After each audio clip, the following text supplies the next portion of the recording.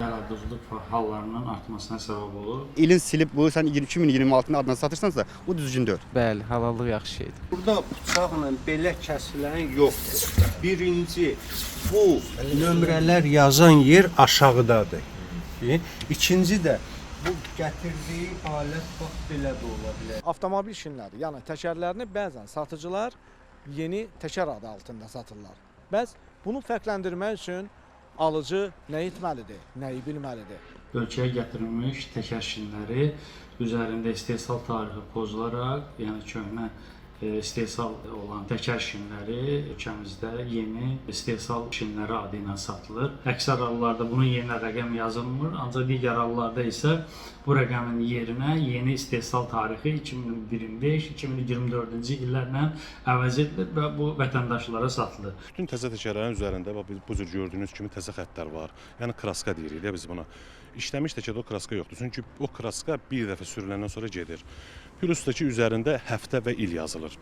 Bəzi anlarda bəzi belə deyirlər işbazlar o həftəni ili oradan silirlər. Sürücü təkərə baxmalıdır, əyriliğinə, şişkası olmasın. Sürücü əlbəttə anlayışlı olmalıdır.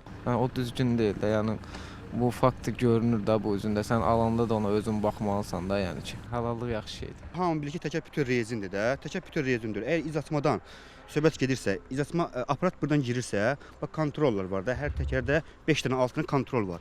Bu kontroldan girirsə fırlanıb ya bu kontroldan çıxır. İzatmada da kontrolla heç bir qalmır. Amma izatılmayan təkərlərdə kontrol qalır da. Bu da ki, necə deyimsə, təkərin izası açılmamağı bilinir. DOT rəqəminin qarşısında yazılan 4 rəqəminin pozulduğunu, yenidən yazılmasını və onun boyalanmasını müəyyənləşdirmək üçün kiçik yəni göstəricilər, hər hansı bir spirt tərkibli maddələrlə sildikləri zaman bu açıq-aydın göstəriləcək və digər halda digər hər hansı bir mikroskopik alətlə baxdıqda, kiçildikdə orada pozuntu izlərinin və ya digər əlamətlərinin olduğunu açıq-aşkın görə bilərlər. Ortalama təkərin ömrü 5-6 ildir. Bəzən ambarlarda elə təkərlər qalır. Məsələn, belə deyək, bir təkərdən tutaq ki 100 dənə gətirilib, onu 90-a satılıb, onu qalıb 2024-ün və yaxud 2023-cü təkərdir.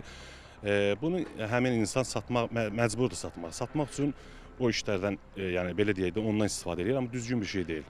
Bunu elə müştəriyə həqqi formada demək lazım ki, 24-ün təkəridir. Yəni onun endirimin eləyib müştəriyə versə daha yaxşı olar. 2023-cün təkərində qiymətində stop eləmək olar. Yəni ki, deyək ki 100 manata idisə, ver 80 manata.